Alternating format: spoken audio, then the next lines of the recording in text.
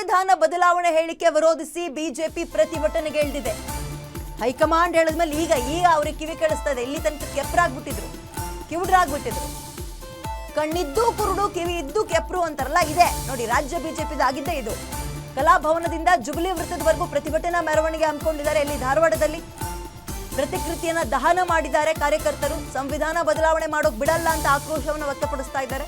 ಮಾನವ ಸರಪಳಿ ನಿರ್ಮಿಸಿ ಪ್ರತಿಭಟನೆಯನ್ನ ಕಾರ್ಯಕರ್ತರು ನಡೆಸ್ತಾ ಇದ್ದಾರೆ. ಅಲ್ಲಿ ಡಿ.ಕೆ. ಶಿವಕುಮಾರ್ ವಿರುದ್ಧ ಧಿಕ್ಕಾರವನ್ನ ಕೂಗಿ ಬಿಜೆಪಿ ಕಾರ್ಯಕರ್ತರು ಆಕ್ರೋಶವನ್ನು ವ್ಯಕ್ತಪಡಿಸ್ತಾ ಇದ್ದಾರೆ. ಇಲ್ಲಿ ಧಾರವಾಡದಲ್ಲಿ ಡಿ.ಕೆ. ಶಿವಕುಮಾರ್ ಕೊಟ್ಟಂತಹ ಸಂವಿಧಾನ ಬದಲಾವಣೆಯ ಹೇಳಿಕೆ ಅಂದ್ರೆ ಅವ್ರೇನ್ ಕೊಟ್ರು, ಮುಂದಿನ ದಿನಗಳಲ್ಲಿ ಈಗ ಧರ್ಮದ ಆಧಾರದಲ್ಲಿ ಮೀಸಲಾತಿ ಕೊಡಕ್ ಬರಲ್ಲ, ಜಾತಿಯ ಆಧಾರದಲ್ಲಿ ಬರುತ್ತೆ. ಬಟ್ ನೀವು ಯಾವ ರೀತಿಯಾಗಿ ಈಗ ಧರ್ಮದ ಆಧಾರದಲ್ಲಿ ಬದಲಾವಣೆ ಮಾಡಕ್ ಹೊರಟಿದ್ದೀರಿ ಅಂದ್ರೆ ನೋಡೋಣ, ಕಾನೂನಾತ್ಮಕವಾಗೂ ಹೋರಾಟ ಮಾಡ್ತೀವಿ, ಮುಂದಿನ ದಿನಗಳಲ್ಲಿ ಇದು ಬದಲಾಗತ್ತೆ ಅನ್ನೋ ಹೇಳಿಕೆಯನ್ನ ಕೊಟ್ಟರು. ಸೊ ಅಲ್ಲಿಗೆ ಸಂವಿಧಾನ ಬದಲಾವಣೆ ಮಾಡ್ತೀವಿ ಅಂತಲೇ ಅರ್ಥ ಅಲ್ವಾ?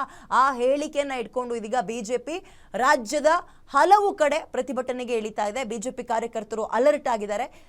ಇದೀಗ ಧಾರವಾಡದಲ್ಲಿ ಪ್ರತಿಭಟನೆಯನ್ನ ಮಾಡೋದ್ರ ಮುಖಾಂತರ ಒಂದು ಪ್ರತಿಕೃತಿಯನ್ನ, ಡಿ.ಕೆ. ಶಿವಕುಮಾರ್ ಅವರ ಪ್ರತಿಕೃತಿಯನ್ನ ದಹಿಸಿ ತಮ್ಮ ಆಕ್ರೋಶವನ್ನು ವ್ಯಕ್ತಪಡಿಸ್ತಾ ಇದ್ದಾರೆ. ಪ್ರತಿಭಟನೆ ಮಾಡ್ತಾ ಇದ್ದಾರೆ, ಹೋರಾಟ ಮಾಡ್ತಾ ಇದ್ದಾರೆ, ರ್ಯಾಲಿಗೂ ಮುಂದಾಗ್ತಾ ಇದ್ದಾರೆ.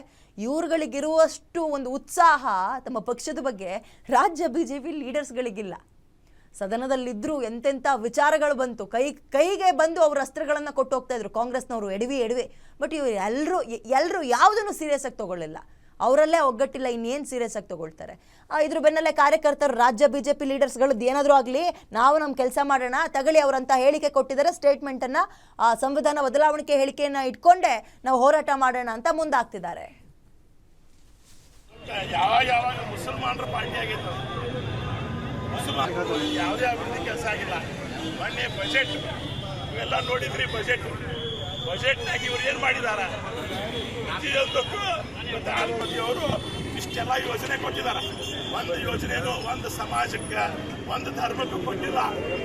ಎಲ್ಲ ಧರ್ಮದವರಿಗೆ ಅನ್ವಯ ಆಗುವಾಗ ಶಾದಿ ಭಾಗ್ಯ, ಮುಸಲ್ಮಾನರು ಯಾರೊಬ್ರು ಲಗ್ನ ಆದ್ರೆ 50,000 ರೂಪಾಯಿ ಅವರಿಗೆ ಹಜ್ಜಿಗೆ ಹೋಗಾಕ